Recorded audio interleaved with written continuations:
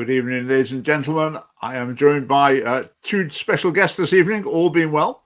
I'll cover a couple of issues before. We've got Andy Brady, our candidate in the recent Hamilton, Stonehouse and Larkhall and Stonehouse by-election. Andy will be joining us, say, just in a few minutes. And then David Richardson is joining us later on in the evening as well. As ever, plenty to talk about. Let's get your comments on screen. Why don't I do that clever thing again where they appear on the screen automatically? So do fire in comments, and I will try to respond to those as we go through the evening. Right. Well, I think still people are still reeling from last week's sort of disaster week at Westminster. There's been a lot of conversation about that. I think it's made a lot of people wonder about what's going on and wondering about their approach to politics, whatever. Which might be a silver lining for the things that happen there with the abortion decriminalisation and assisted suicide. But just while we're warming up, I'd say a little bit more about the by-election in my ward here in Edinburgh. Now, last week I went through some of the leaflets, and I did say, now someone sort of picked me up on this, but I did say, basically, I'm a candidate in it. I haven't done any campaigning, been busy with other things, but it's good just to have the family party name on the ballot paper. People see it there, and that's all to the good. But I've been seeing what else has come through my letterbox as part of this election campaign. And one of the things I mentioned was just the remarkable volume of Lib Dem material. I've got 8 leaflets that have come through the door. So I reckon they must have had printed maybe, at least 100,000 leaflets for this election campaign, assuming they've done all the houses. 100,000. So I just did some quick sums with the printer I use to see, are they breaking the spending limit here? Can you really pay for 8 leaflets to every house within the spending limit? And the answer is yes, you can. You can. So I think this is a party going flat out. I think the whole Lib Dems all over Scotland must have decided that this ward is one they would like to win. So I say it's got the sheaf of leaflets. Just one last one that arrived. I thought, well, who knows if it's the last one? There might be another one to come. This was quite interesting. Now, what's that meant to make you think? Obviously, it's meant to make you think it's handwritten. And you would say it was handwritten. I mean, you have to look at it quite carefully before you catch on what it is. This is an election thing. But what does it say in the letter? I mean, it doesn't say anything about policies or whatever. It just said basically, I'll be a good councillor. I'm a local person. I'll take an interest in local things, and I'll try and get things fixed. Okay, fair enough. Fine. What's your opinion on that? Sending through something that's deliberately made to make you think it's a handwritten note, and therefore you'll read it in particular. I'm not sure about that. Anyway, opinions welcome. What do you think? I think maybe that's slightly dodgy tactics. But the other thing I'll point out as well, I mean, the Conservatives are really at it as well in this election. I had a lot of leaflets from the Conservatives. And I'll just point out what it says at the bottom here. Can we see this? Where are we? There. It's a fact. Only the Scottish Conservatives can beat the SNP here. So it says Conservatives on at the last election in this ward, 27%, SNP on 23%, Labour on 22%. And they say it's a fact. Only the Scottish Conservatives can beat the SNP here. Is that a fact? No, it's not. It's not. I think that leaflet will be open to challenge, I think, because they're just saying something that's not true, and that's misleading the electorate. But it's interesting to see how much weight they put on trying to persuade people that they're the best ones to beat someone else. It's as though, same as by-election campaign as well, often parties' key election point, key sales point is that we can beat those other ones you really, really don't like. Rather than any sort of positive program, we're the best ones to beat those other ones. And you see all these graphs in there, they're really trying to get over the point. We're the ones who can beat the ones you really don't like. It's an unfortunate style of politics. And the way to do away with it, of course, is to have proportional representation. Have proportional representation, and the Lib Dems and the Conservatives, they wouldn't bother putting a single graph on any of the leaflets. They'd just say, this is what we stand for, vote for what you believe in. There wouldn't be any of this, vote for us because we can stop them. Well, but whichever party you vote for will represent your views and would stand against parties that are ideologically opposed to your party. So say proportional representation sees all this off in a stroke, and it would make the electoral system so much fairer, so much more satisfying for voters to see their opinions actually represented in Parliament, even if they're quite minority opinions. But yeah, we're not going to have that. The Holyrood system and the Scottish council system is designed to carve things up between the existing bigger parties, but not let in smaller parties. That's what the council system and the Holyrood system is designed to do. Then the Westminster system, well, that's the worst of the lot, where it's just first past the post. And as I mentioned last week, Reform always had a policy. We will bring in proportional representation. First past the post is so unfair, really unfair. We'll fix it. Until they reach the situation where they're benefiting from it, then all of a sudden, nope, it's fine. We're happy with it after all, actually. I mean, yeah, it's pretty poor, isn't it? Right. Anyway, so that's just a bit about the by-election here. Now, let's see. Let's mention another couple of things on my list. I'll save that one for later. We'll go there later. But this one as well. I think the issues around surrogacy, IVF, etc. Basically, these relationship issues. I mean, same-sex marriage as well. They're really coming onto the agenda. They're coming into the mainstream one way or another, which is good. Now, this was a post from, Katie Faust reposted this, and it's a very informative post. It's about IVF. So it's a child conceived through IVF, writing of her experiences. So let's listen to this. I'll read it out. As a child conceived through IVF with a sperm donor, this topic hits incredibly close to home. Finding out that my dad wasn't my biological father was emotionally devastating. The roller coaster didn't stop there. Through ancestry DNA, I discovered over 8 half-siblings and eventually even found the donor on Facebook. It's been surreal and honestly overwhelming at times. I'm torn. On one hand, I'm grateful to be alive. IVF is the reason I exist, and I love my family deeply, but I also can't deny the emotional complexity and identity struggles that come with learning the truth. I appreciate the honesty and depth of this podcast, etc., etc.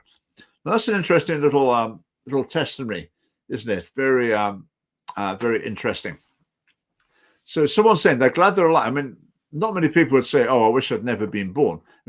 But even if you imagine, let's say the case where someone was conceived in rape, you wouldn't really expect the person to be saying, oh, I wish I didn't exist. Because, my background, the way I was brought into the world was so bad, it really upsets me. I wish I didn't exist. You wouldn't really expect people to say that, would you? So same here. Once a person's been created and brought into this world, they're going to appreciate their life, as they should, as they absolutely should. But this person is very clear about the consequences of, it's not particularly the IVF, but it's the donation, the sperm donation. Really troubled her in terms of her sense of origin and identity and connectedness. And these are very deep things in the human psyche. And the consequences of messing around with the process, if you like, are quite serious. Now, you'll find certainly the Scottish government and the NHS totally disagree. They're very much trying to provide donor gametes to order, eugenics, pick them from a catalogue. That's very much the approach of the Scottish government. It's not really challenged by other parties either. But I think this issue, slowly but surely, is climbing up the agenda. So let's hope it continues to do so. I always remember the hustings in the by-election in Rutherglen and Hamilton West, when a lady asked about surrogacy. And all the other parties' candidates basically said, well, one of them was even thinking, what even is that? I don't even know what that is. I haven't even given it a moment's thought. So the response from the others was basically, we don't really know what you're talking about. We haven't got anything to say. Then it came to our candidate, we were just able to say, right, our policy is to ban it, like many other European countries. And I think, donor sperm, donor eggs as well is not a good thing, and someone needs to be in the public arena explaining that, and that's our job. Right, evening, Kathy. Now, John, enjoy your summer break. I certainly will. Off to Belgium in a couple of days to watch a motor race, and then we've got various travels, including going to refuel. Remember, do join us at refuel up in Gordon Castle Estate near to Elgin. Is that 20th to the 24th of July or something? Check us out. Well, I'll talk about it later. We're having a little conference up there. Looking very sweet. Yeah, I think this tire really like glows on the screen, doesn't it? I think it's radioactive or something. But right, thank you very much. Now I've got right. I think it's time to bring in our guest. Welcome, Andy. Great to see you. Thank you, Richard. Great to be here. Well, let's have a picture to accompany you, shall we? Let's find a. There you are. There's Andy at the campaign launch, which seems like a long time ago now, doesn't it? Yeah, a lifetime ago almost. So we thought it'd be good for Andy to come on and talk a little bit about his experiences. First experiences as being a candidate for the Scottish Family Party. A bit of a baptism of fire, quite a tough mission in that by-election. Andy, tell us about it. It was an experience, I can tell you that. I don't think, for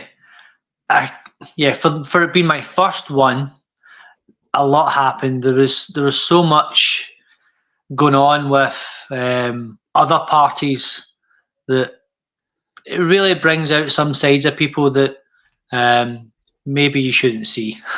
Mm-hmm. It was an interesting, but also like just some of the conversations I was having with people, the majority of them were so good, like really positive, especially towards the Scottish Family Party policies, kind of what we stand for. There was more than a few that we've spoken to that maybe I hadn't heard of us before. Then when we started to speak to them to let them know what we were all about, they were all for it, which that was encouraging. There was other conversations I've had, and I know you would have had as well, where yes, we're all for what you stand for, we fully believe what you stand for, but we're going to vote for such and such. So yeah, there was lots to learn from this campaign, lots of things maybe we can look at for the next one, but for me, I definitely feel like it's only the beginning. It's definitely not the end. Glad to hear it. I mean, Andy gave a couple of speeches. I don't know if you probably saw them on our social media. I mean, they were both brilliant. They're really fantastic, and that seems to be the universal view. We'll be delighted to see you in action again in various capacities in the future. Yeah, fascinating what you were saying there. It makes you realise, doesn't it, that just party policy doesn't really go that far. I think maybe some people imagine if you start a political party, if you get the policies right, you just put your name on the ballot paper, then everyone looks you up on the internet, reads your policies, and thinks, "Oh, I like those. I'll vote for them." It's just that's not really the game, is it? It's not the way it goes. There was as much as there was lots of positive conversations, because there was, and I take a lot from that. That definitely encourages me for going forward. But there were so many that they had no interest in whatever the party they were voting for policies. They just wanted another one out. Yeah. That was it. There was so much tactical voting, and I'm like, I really just wanted to say to people, like, if we keep on tactical voting, we're never going to get anybody in that we want in. You're always going to compromise. You're always going to get someone else in that you don't really believe in or you don't really want, but you just don't want Labour in, or you just don't want SNP in. Yeah. And I'm like, if we keep following that pattern, nothing is ever going to change. Yeah, I'm absolutely right. It's like, I'm saying to the other ones, it's like as though almost all the parties think that their main selling point is that they can beat the one that you really don't like.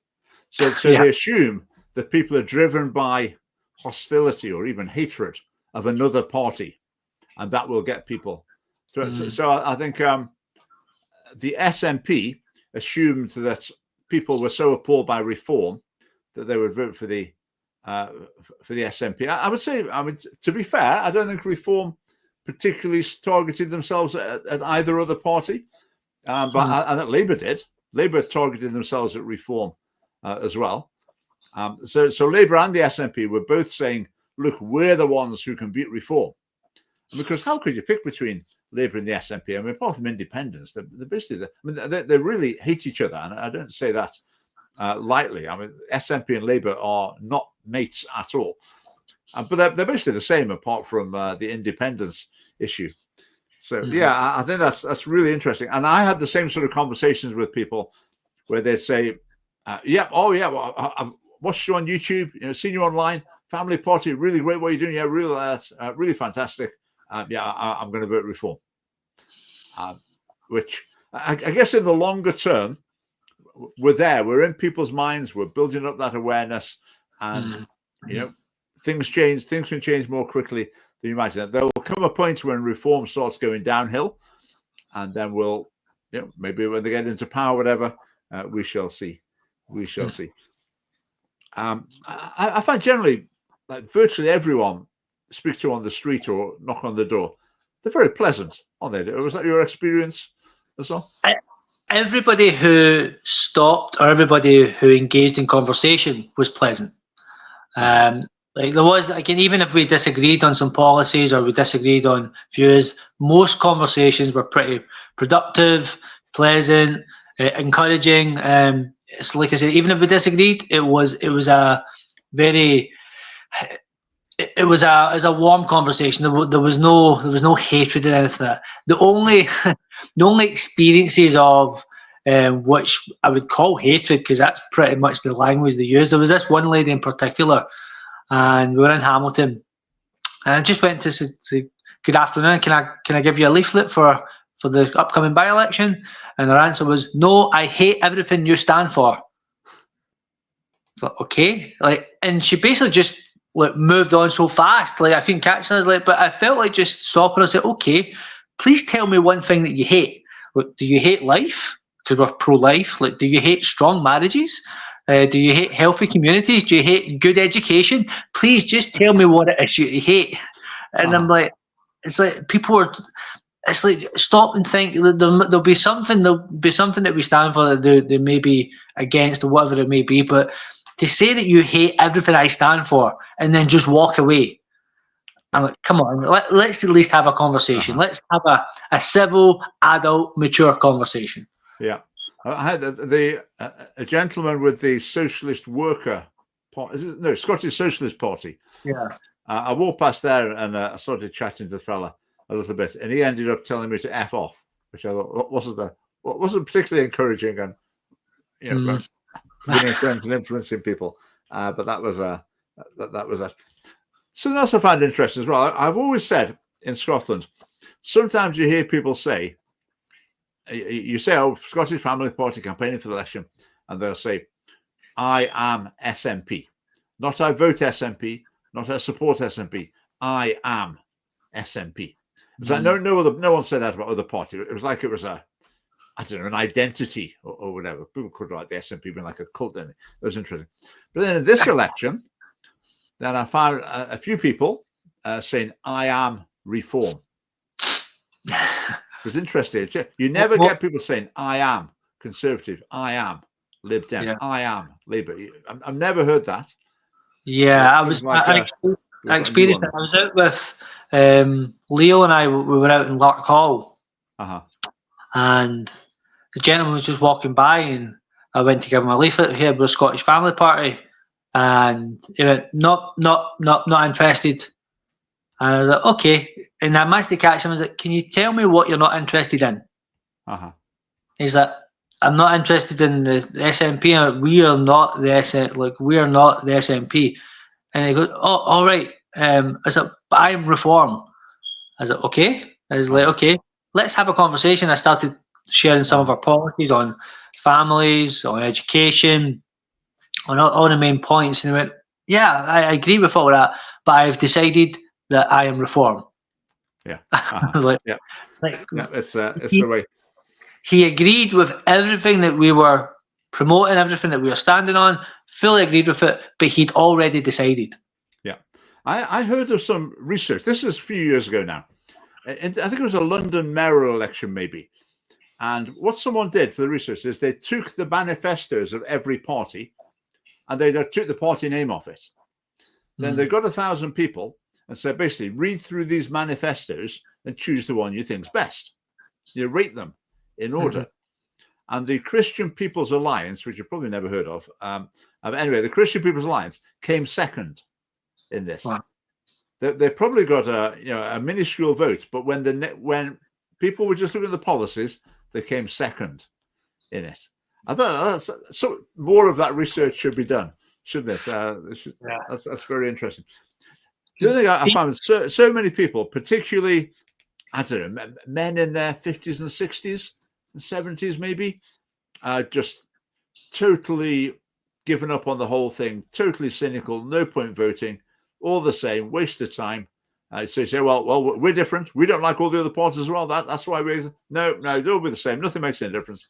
No, I'm not voting. Do you have many of those? It's a worrying number of them. Yeah, there was, and there was definitely at least a few conversations in each of the areas we were campaigning in.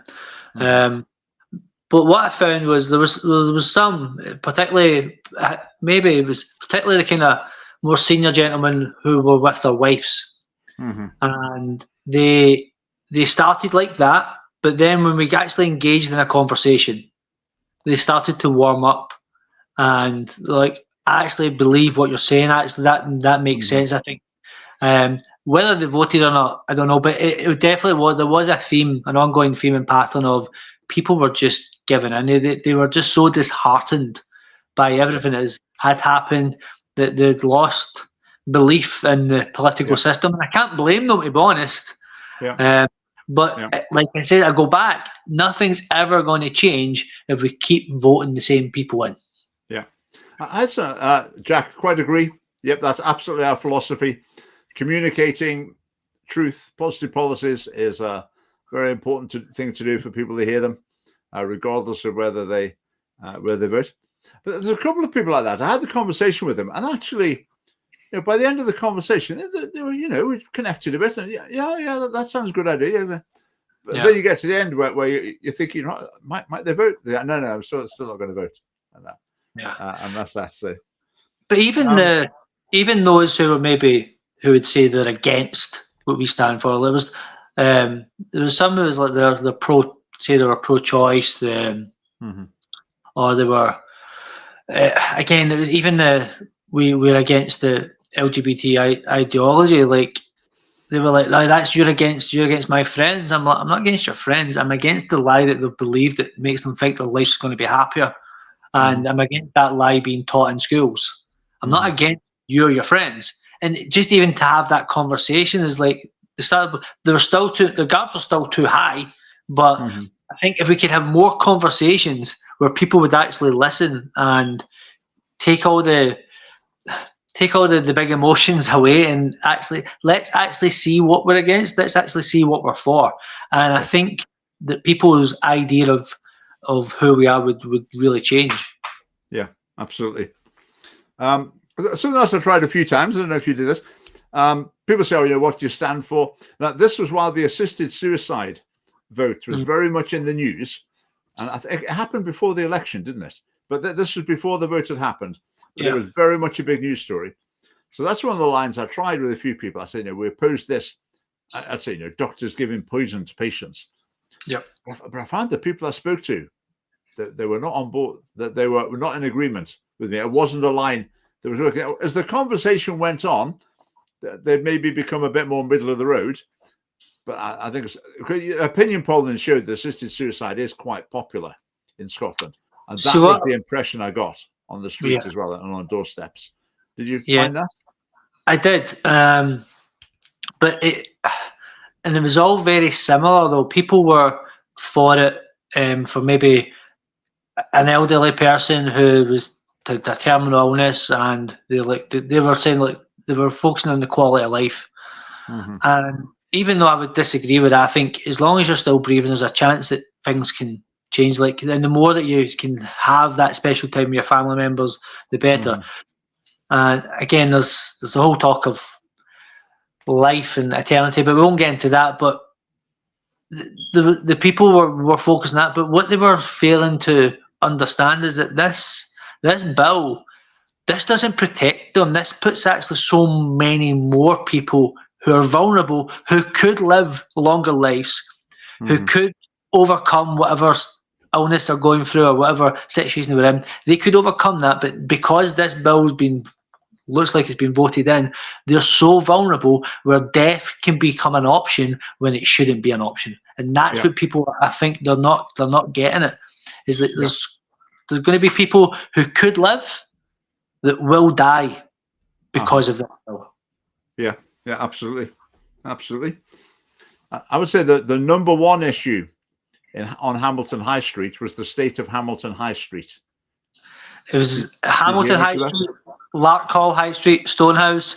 Everybody was, well, not as everybody's maybe an exaggeration, but there was a common theme where the high streets are ridiculous. They've been just kind of left to not being looked after. The roads are a disgrace. That was another one. And they're like, what are the councils doing to actually clean these places? There was no investment in the high street, so the shops are just being left. And that was an ongoing theme. And actually, there was one lady I spoke to. She says the only people who are actually cleaning up these streets is when the church go litter picking and volunteering. That was it. But people were, and they didn't seem to think that anything was going to shift. No, I often stood there in the Hamilton High Street thinking, actually, it's actually not that bad. I mean, it's nice in some ways. I was surprised how negative people were about it. Okay, there are some buildings that are decaying. You know, it's not perfect by a long way, but I've seen a lot worse in Scotland. Yeah. But these sort of bread and butter local issues are very high on people's agendas. I think with these, it's easy to promise the earth, but it's difficult. I mean, people are just not going shopping, and I think younger generations, they don't even think of a shop when they want to obtain something. They don't even think, what shop do you go to get that? It's just, right, get it on eBay or whatever. So I think it's a difficult one to crack, and I think councils are facing up to it. I would say I can't really offer, our great policy that would turn this around. There's lots of things that can be done. Often councils are already doing them, but I guess business friendly is the ultimate thing. If your culture in general is business friendly, there are more likely to be businesses operating on your high street, and that's the bottom line. And it's letting people know that if your local businesses are flourishing, then generally your local communities will feel much better. Now, there's one key thing we're missing in our campaign, and that was famous football figures campaigning on our behalf. But apparently Labour had Graham Souness. Well, not apparently, they did. Graham Souness and Alex Ferguson. I think Graham Souness was maybe on the ground campaigning. I think Alex Ferguson just gave his approval to the Labour candidate. And apparently that counts for a lot, especially in Larkhall. And that was a major boost for the campaign. So they've got all the political commentators are commentating on it, who did best in the debates, this, that, and the other. But they're completely missing the fact that footballers have turned up, and so forget all these TV debates and policy mess ups and interviews going wrong or whatever. It just doesn't matter. So if any of you out there are famous footballers or famous for anything else, we would appreciate your support in the election campaigns. So what you're saying, Richard, is if I never gave up my football career at 16, we could have had a better chance. In fact, I think it's not too late for you to restart it. What do you think you could manage before the Scottish election? If you could break into the Scotland team and score a few goals, we could. I'll give it a bash. Now, that's, to go off at a tangent slightly, sports people in politics, it is quite a tale, isn't it? And we had, what's his name? Imran Khan. I was going to say Genghis Khan. Imran Khan ended up as Prime Minister of Pakistan. Cricketer. Manny Pacquiao was going for the Prime Minister of the Philippines. Right. Who was he? She? Manny Pacquiao. He was a top level boxer. Okay. One of my sporting heroes, Ari Vatanen, a rally driver, became an MEP. I think Luke Campbell. He was another boxer. He became it was something in Hull, either the mayor or the MP for Hull. So yeah, maybe that's what it. Maybe we need to speak to either our current members need to get involved in some professional sports, or we need to but also not even just those who have kind of standing in positions for political parties who obviously get an interest and given all in it. I think people can be very swayed just by the influence of a famous person. Just because they're famous, they know what they're talking about. And again, maybe I'm being a wee bit harsh, but it seems to be is like if a famous person endorses someone, people tend to listen. Yeah, it's the halo. It's called the halo effect, don't they? That if a person admires someone for whatever reason, they're likely to think of them more positively in every possible aspect of their life. Which is quite. I mean, it's quite scary, really, isn't it? That's why celebrities have. Isn't it Javier Milei in Australia? Australian is a president, isn't he? It wasn't he a footballer? That's right. I think he was a famous footballer before he got elected. Well, we've maybe missed the boat slightly on that one personally, but we'll get our famous sports people in there. Right, what's this here? Right, I'd pay to watch party political football where the MPs play each other. I think they do that, don't they? Don't they do that occasionally? Yeah, we did in the Scottish Parliament as well.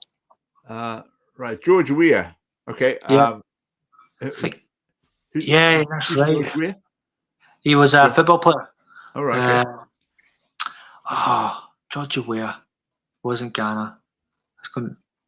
He definitely going to be a president. It's going to annoy me now of what the country is. I'll remember as soon as we come off the stream. Yeah. Anyway, yes, very, very interesting. Oh, Andy, I've got one more question for you about Hamilton. Commenters as well, chip in here, help us. Not that picture. What is that doing on Hamilton? So not quite on the high street, but in the centre of Hamilton, there's a shop selling beach buckets and spades. Hamilton, for those of you who are not familiar with Scottish geography, is nowhere near any beach. I was going to joke. Like, have you never heard of the Hamilton seaside? No. Maybe they're expecting some sort of geological catastrophe. I don't know, half the land's going to disappear. I think this is not like me. Normally, if there's something like this, I just go in and ask them. But for some reason, I didn't, because I was chatting to David Richardson, probably. I didn't go in and ask them. Right, can anyone help here? What's going on here? Maybe there's some sand at Strathclyde Park or Chatelet Row Park. Maybe that's it. Who knows? It looks nice. Looks very jolly, doesn't it? Looks very, very holidayish. Yeah, it's nice for the summer. I guess. I wonder how many of them they sell. Good question. Right, next time anyone was in Hamilton, just call in and ask. I don't know why I didn't call in and ask. Well, I do because I was chatting. So, anyway, right, Andy, that's brilliant. Thanks very much for joining us. We will see you soon. Yeah, thank you for having me, Richard. Right, goodbye. Bye-bye. Now, no sooner does one special guest depart than another one arrives. Is our next special guest ready? I think he is. Welcome, David. Wow. Good evening, Richard. David, what's your theory on the Hamilton buckets and spades? I think it's basically people. They were for the politicians who are constantly digging a hole to fall in themselves. Is my theory on it all. But that's the best I can do. I'm afraid. It's a total mystery. I've got an answer here. Bucket and spade for the local canal. Yes. Yeah. Okay. Right. That's not a recommendation there. That's interesting. Jane does have a sandpit at her nursery in Rutherglen. So right. I'm not sure that all those buckets and spades they would. I think we only need one or two. The Epic Nursery would never allow such garishly coloured, untastefully coloured items in it. It's all very subtle and wooden. Yes, it is. It's all very but I don't know. Jane is quite colourful. She does like a colours. I think just to mention that George Weir is Liberia. He's from Yes. Liberia. Yeah. Someone got up at that. Oh, there he is. Oh, Liberia. Okay, I've never heard of that story before. So now we know.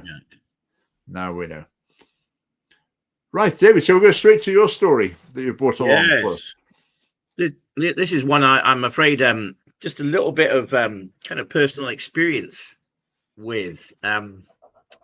Yeah, my wife's mother, my mother-in-law, Mrs. Glass, had the misfortune of being asked to go to A&E by the doctor. He thought there was some fluid on her lungs. Right. And she went along at 6 o'clock. I think it was on a Friday night. And it took them 8 hours to do a blood test, an ECG, and an X-ray. Mm-hmm. She's 86, 87 years old. Mm-hmm. And whilst I know that's anecdotal, I couldn't help having fizzed at that happening. I couldn't help when I seen this article and looked at it very closely. I couldn't help but feel, whilst that is just an example of something that happened, it's not the only example, I have to say. I have other friends who've spent many hours and trolleys, and it does appear from this article, it's very interesting, that this BMA place in Liverpool, that they're having this conference, they're warning of dire consequences for the Scottish NHS, which of course is devolved. It's an SNP, it's a Scottish government responsibility. But I'm afraid, according to these, I'll give you a couple of excerpts from this, and to get your own thoughts on it, Richard. That there is now a divide between those who can afford private healthcare and those languishing on the waiting lists. Evidently, nearly a third of people know someone in the last 2 years who's paid for their own medical attention, because the NHS is so inadequate. So there's some shocking stats. Six out of 10 have very little confidence in securing a timely GP appointment, and so it goes on. And the founding principles of the NHS, it looks like they will not remain intact this Christmas. Do you have any personal experience, or maybe a close family who've had a bad experience in the Scottish NHS? My experiences have always been pretty good. I mean, okay, sometimes you have to wait quite a while. I mean, not 8 hours, but I've had some moderately long waits in hospitals. Sometimes things have got confused and whatever, but basically my experience is okay. I think that the general picture is, or it used to be, like emergency things sort of okay.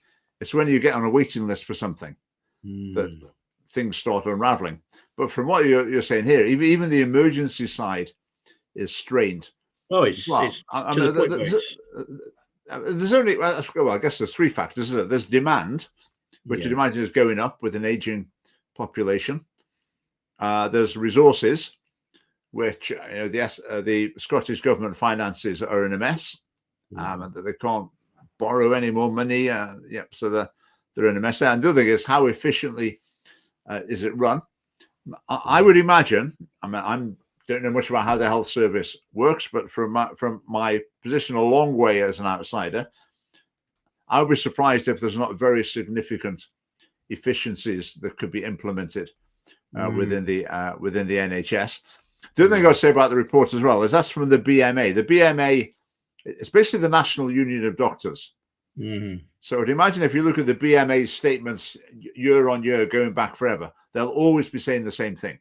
That this crisis, we need more money, and they also need say doctors need pay more. I mean, that's their job, the doctors union. But I think in the longer term, the NHS is a major concern, because I think people can just see it's not going to be sustainable with our current demographic trends or the state of the national finances. It's just not going to be sustainable. Now, when I say not sustainable, that doesn't mean like it shuts down one day and says, right, we're closed.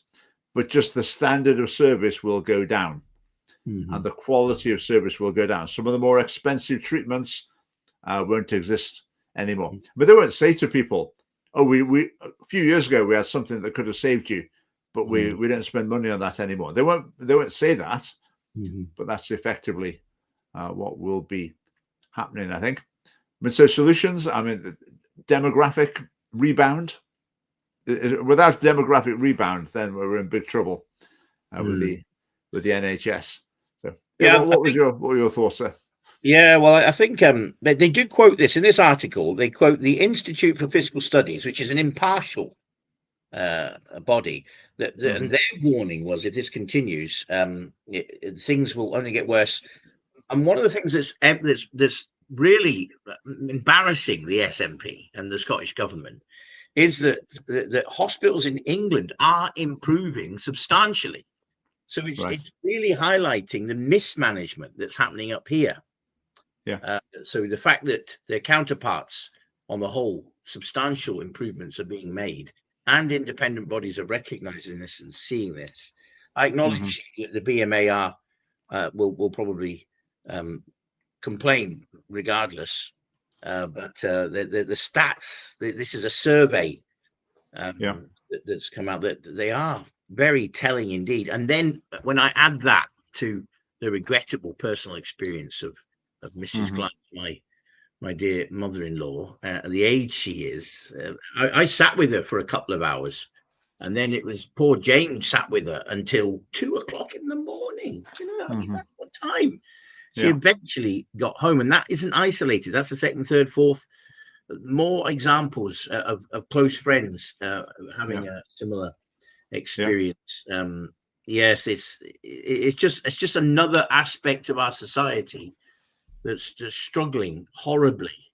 Yeah, I was saying, Scotland, I found the NHS staff to be really, really great.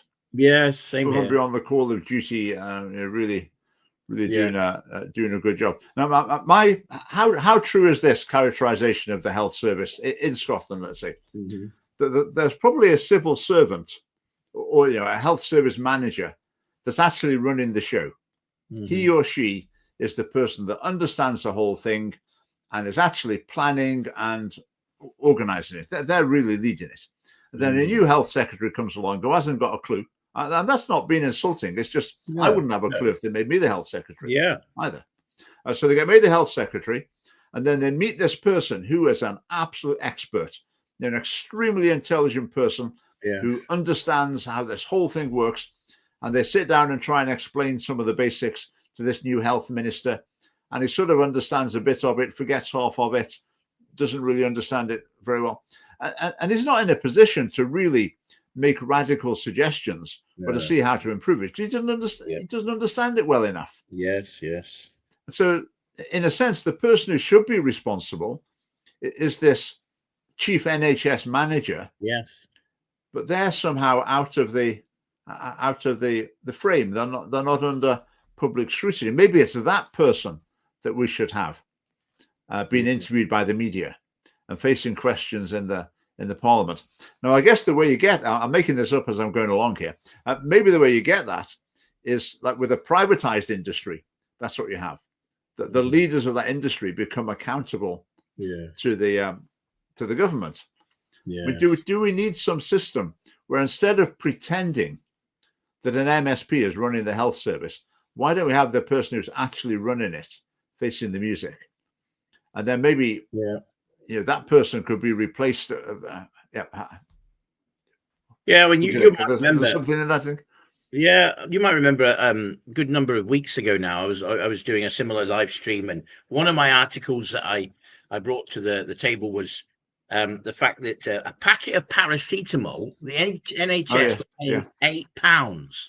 £8 per packet instead of 30, 40 pence off a supermarket shelf, and that's not that you don't need an expert to work that one out. That's just rip off Britain. That is, it's what's Anne said here. One problem is that as soon as you provide privately and the NHS, more private work they do, the less they're available for the NHS. Yeah, I know there are some doctors, surgeons, consultants who do their full-time work for the NHS and then do a bit extra. But they're often using the NHS facilities. I'm in two minds about this. Ultimately, if someone pays for their treatment, then that's saving the NHS money. So I'm quite happy with that. So it only becomes a problem if there are not enough consultants or surgeons, whatever, in the NHS. But on the other hand, if there were enough, maybe no one would be willing to pay. So it's a tricky situation. But I think looking to the future, to say there's going to have to be some difficult decisions on how to square these circles. Yes. Anyway, shall we move on from that? Absolutely. Yes. Time's flying tonight. What have you and Andrew been talking about? We just talked about the election campaign. Oh yes, chatting to people on the streets. Right, this is a big story here. This is a story that I only heard about it today from Neil Dietnerine of Unite for Education. He must have his finger on the pulse there. And there's an education bill going through the Parliament in Scotland, and it's going for its, as I understand it, its final debate, and it will be voted on tomorrow. And it's pretty benign, really. There's nothing very exciting in it. It's creating a new qualifications body, and the other things are not particularly interesting. But what Ross Greer, the Green, has done is he's proposed some amendments that would make it that will be extremely unpopular with home educators. Now, currently, home educators get away relatively lightly in Scotland. They're fairly free to do their own thing without state interference. But Ross Greer of the Green Party is not happy with that, obviously, because he's a sort of extreme left-wing ideologue. So he wants to basically, the government should be doing everything to make it equal. You can't trust individuals to do it. You can't trust parents. The government has to be doing this. So the amendments he's proposed, well, here they are. Look at this. So the chief inspector may secure the inspection of education provided at home to a person of school age who does not attend a relevant educational establishment.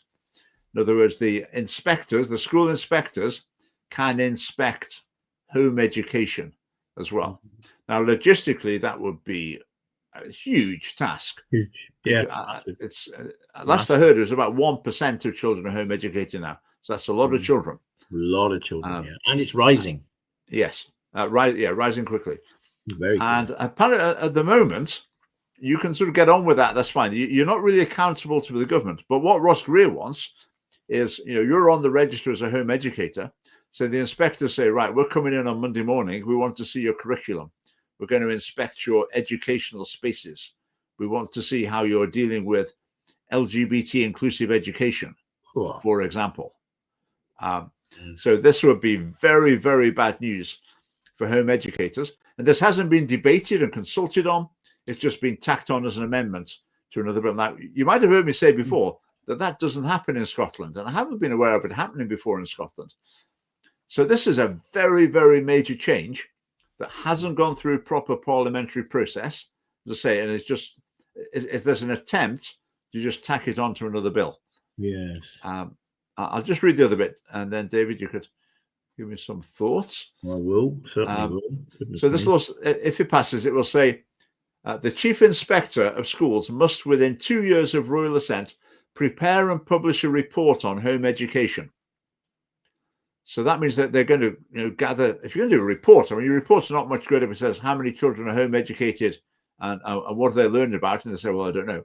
So obviously they've got to be keeping a register and finding out about what's happening in home education in Scotland. So say this is very, very bad news for home educators. And what it will amount to, what the Greens want, which I would imagine a lot of the other parties want as well, is for the government's ideology, liberal, progressive, secular ideology, to be imposed on home educators. And it won't be too long before there'll be one where they'll say, we're not happy with your approach to equality issues. We feel you're neglecting LGBT inclusive education, etc. And they'll pick on one parent. They might pick on one parent who might be maybe slightly eccentric, or maybe they worded something in a way that maybe you might think, oh, maybe that wasn't the best way to say it. But so they won't go for everyone at once. It will be divide and conquer, but they'll start picking off individual home educating families. Then the others will become more fearful, and the screw will tighten. So that's what I foresee. So, what did you? So, this was only news to me, I think, only this afternoon. So it's probably quite a shock to the home educating community, I would think. So you know, we home educated all seven of our children. Right. Jane bore the brunt of that responsibility, being at home, and we educated them right from primary all the way through to the end of secondary 16 until they started working. And you've met a number of my children, you know, so yes, you probably met them all actually. And they're all they're hardly shrinking violets, or they're not exactly unadjusted, you know, ill-adjusted young girls and boys, that's for sure. When we started, we had this child psychologist come along and an education advisor. Well, the child psychologist just came once. We were quite happy for the this was our choice, of course, but we were quite happy for the educational advisor, because she actually, over the years, in her yearly visits, actually became very helpful and very useful and very supportive of what we were doing, extraordinarily. So we were quite transparent, but I am aware that there's a little bit of distrust, to say the least, especially when you see who's sponsoring this, who's pushing this. The Green Party, you know, and you know their angle. You know, it's of course. I'm glad to say that you can withdraw your children from any kind of sex education in primary schools just now. So they would need to change that first. This is in a school context. Well, I think that's the guidance says that you can request for them to be withdrawn, but the children can overrule the parents. Oh, really? Right. If they want to. That was it. So the guidance says, we will respect requests to withdraw children from sex education. Now, you would think respect means, we'll actually do what they want, but it doesn't. It means they'll speak to you nicely and be polite, and then say to the child, do you want to overrule your parents? And I've heard several cases of this really? Happening. Goodness when it comes to home education, basically this will give them the authority, and then the way it's used will develop in the future.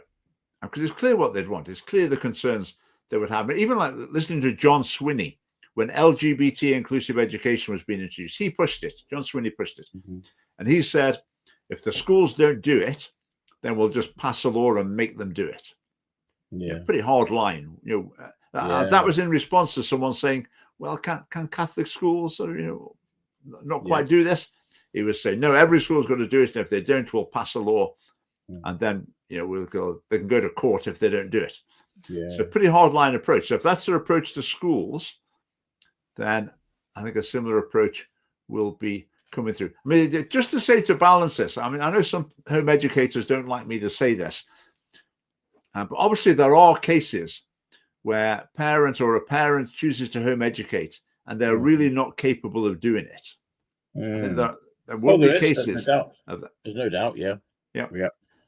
If you on the counter side, as I do several times a week, if you ever walk through a playground, which is my whenever I do the school run, that's what I have to do, whether it be in the morning or the afternoon.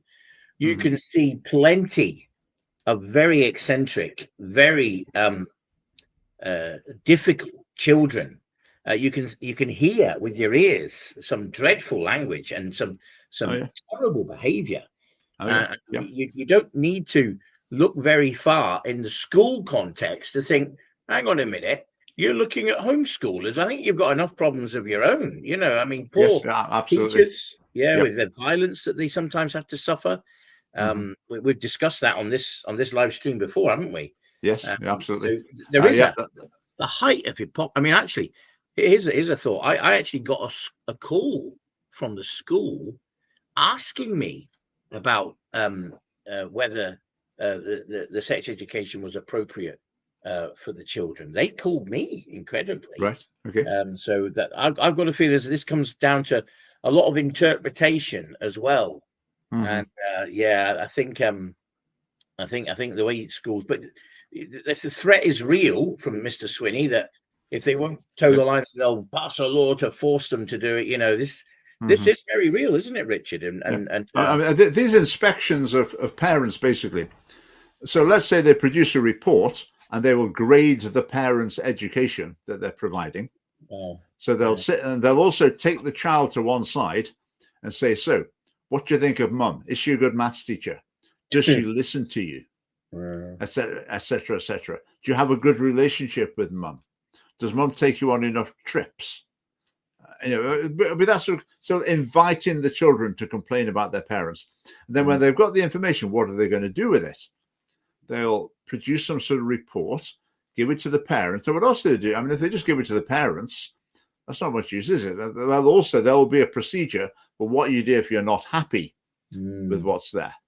And so it then gives them the opportunity to develop things from that point onwards. And this is something where I'm not sure what the solution to the issue is, because there will be some parents who will choose to home educate and really they're not capable, and it's not acceptable for them to do that. But I think someone said, I mean, Joshua Kellogg is our expert in this sort of thing. He said if parents are in that state, social work, for example, will already be aware of them. Yes, he would say that if they're really so incapable. So of course we have our ex-chairman is a prolific homeschooler, isn't he? He's a grandfather, Michael, and what an example he is. You know, I have to say the curriculum that we used was a very well known high profile Christian curriculum that has been used for well over 30, possibly 40 years.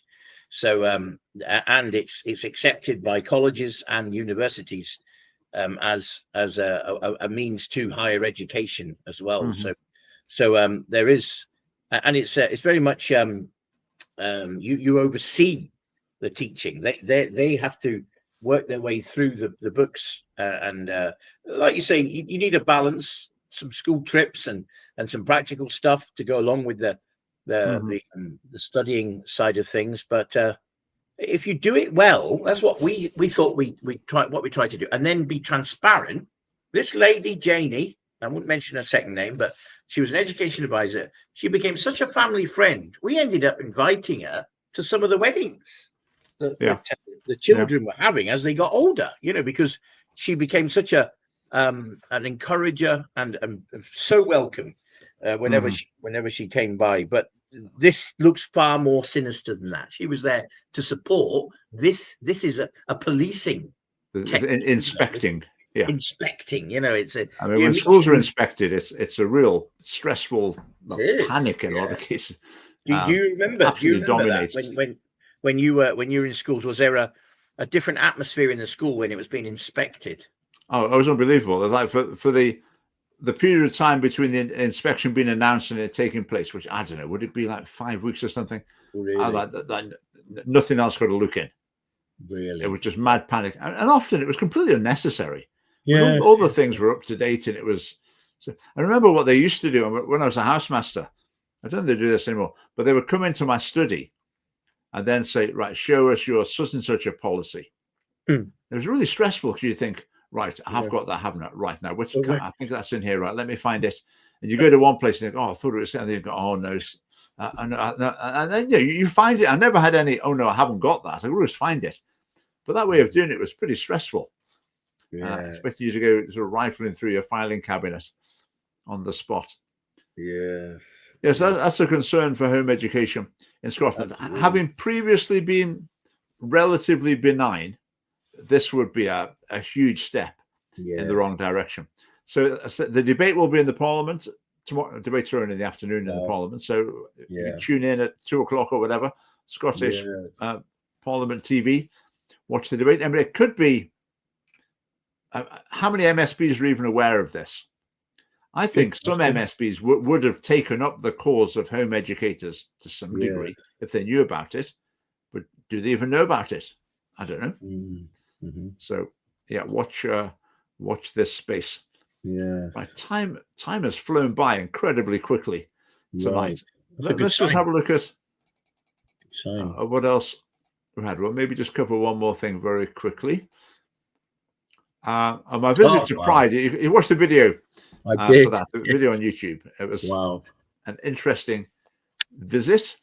Wow. The other thing I'd say, sorry, go on. Any pushback? Did anyone recognize you? Yeah. Have you watched the video?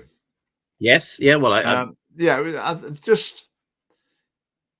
think a couple of people recognized me, but I was sort of moving. I just around. watched the part with your conversation with the CPS. Yes. Yeah. And the St. Augustine's Church. We're just going to say that in the area where the stalls were, there were a couple of stalls for adoption and fostering agencies, which is really sad. Wow. Isn't it? I mean, I've never seen that at, for example, a Christian event. I mean, a while ago, one of them, a Scottish foster and adoption agency, had a stall in a gay nightclub.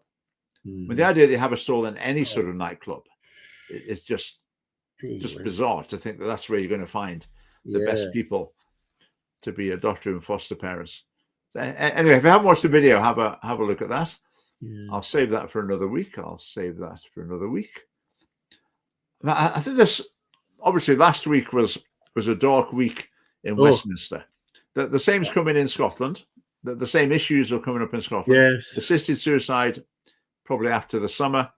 Abortion decriminalisation, maybe after the election. I'm not sure, but it is coming. It is coming. The government review will recommend it, and then the government will have to make its mind up what it's doing. So I would say the silver lining, such that there is I think it's made a lot of people stop and think about what's going on. A lot of people are saying, how's this happened? We didn't vote for this. And I think a lot of, some people have been trying to point out to people, well, actually, as a nation, we did, because we elected a Labour government. And it was blatantly obvious this is what would happen with a Labour government. The other interesting thing as well is apparently among evangelical Christians, the Labour Party's got disproportionately high level of support. So evangelical Christians in the UK are disproportionately responsible for abortion up to full term and assisted suicide. A lot of them will claim they don't see it that way, or whatever, various excuses.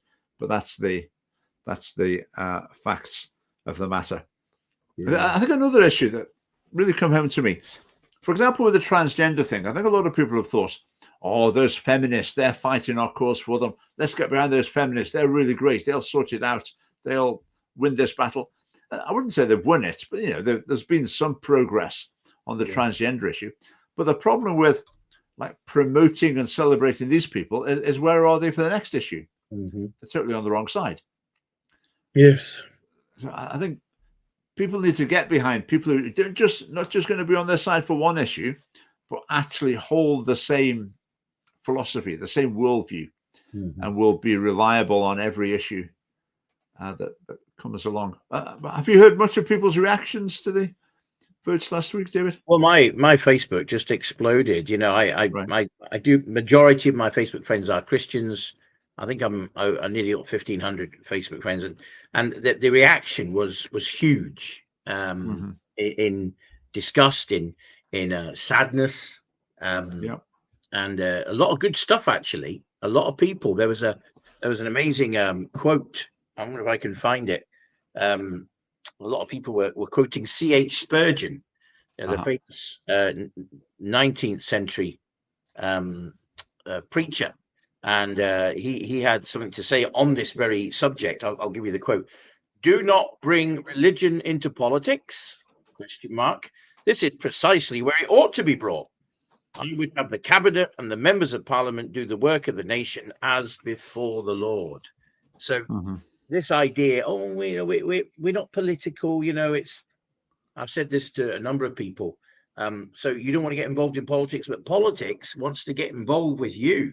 So you either wait for it to come to your door, and by then it's too late, or you want to go out and meet it in the streets, and meet it head on, face on, you know, and so I do sense there's a stirring amongst evangelicals that enough's enough. But of course, it's all very well me saying that. It's going to be next summer, isn't it, when we actually test that? Because right now, all we've got is the track record, which is them folding, you know, under tactical voting, under, you know, wanting to give this party a kicking, so we'll just vote for that party, you know, and being sold the dud that is reform, you know, the absolute dead in the water that's reform, you know. Reform won't fight for assistance in a minute.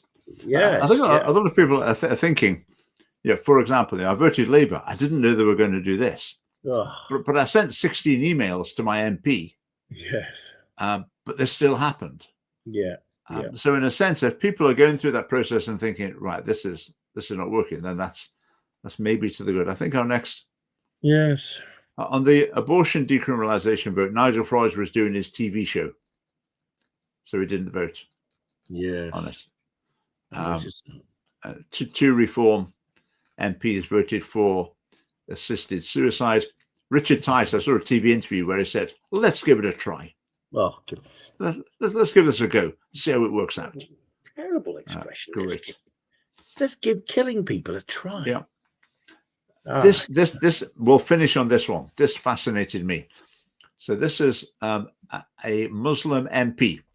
I assume she's an MP, actually. She might not be an MP. Anyways, it's a Muslim in any case.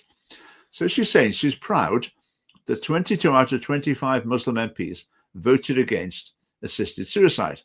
Says our faith teaches us to care for the elderly, disabled and vulnerable and to uphold the sanctity of life. Okay, well said, Dr. Rama. But then look what she does next. She lists the three Muslims who voted for it. She names and shames them. Wow. Well, Conservative didn't vote. Labour, two Labour ones voted for. Right. I just think that's the spirit. That's the way to do it. Yeah. Yes. Christians just won't do that. It's like if you're a Christian MP, you're sacrosanct. You can vote for what you like. You'll still be invited to speak at the prayer breakfast the next year or whatever. There's just no price to pay.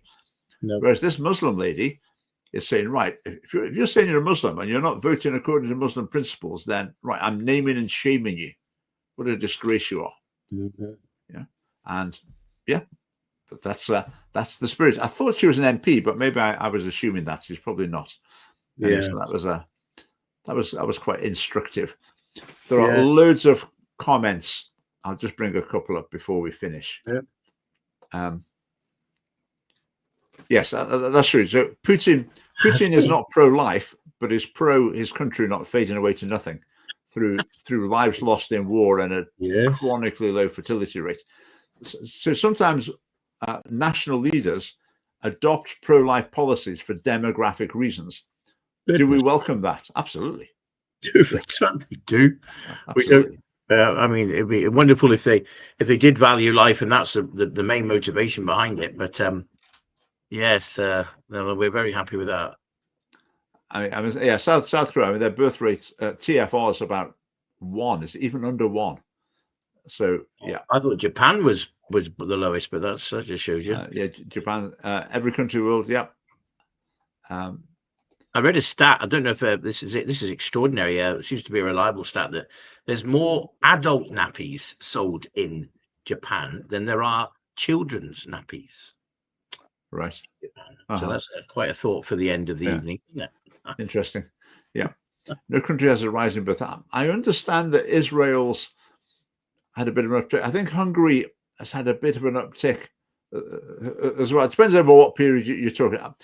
I think countries that have made very serious efforts to address low fertility rates, some of them have made some progress, not like massively turning it round on a sixpence, not hugely dramatic, but there has been some progress in some countries, I think. And I think it rationally justifies a massive investment by a nation. But unfortunately, nations in general are up to their ears in debt and not in a position so they're in trouble to really deal with that.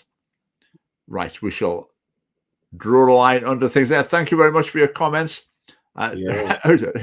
David Richardson again. With us, on your name there, there's a dot. Oh, in front dot. of it. Yeah, there's a dot there, isn't there? Yeah. I'll need to put that out. That's your trendy online name. Dot David. So David, thank you very much for joining me again. Now, will there be a live stream next week? I think there'll probably, for the next 2 weeks, at least maybe 3 weeks, maybe even 4. There might not be a live stream, but don't forget the Refuel event on the, particularly our Scottish Family Party conference. It's the Wednesday afternoon, 23rd of July, 2 till 4:30. If you come along, look at our social media. You can come along to the conference, the festival. It's free entry. And you can just come to our mini conference. You don't need to go to anything else. You just come to our mini conference. The conference is a sort of charismatic Christian event, but absolutely everyone's welcome. Our conference will appeal to all of our supporters. So it'd be great to see you there. Right, thanks, David, and thank you, Richard. Good night, all. Sure.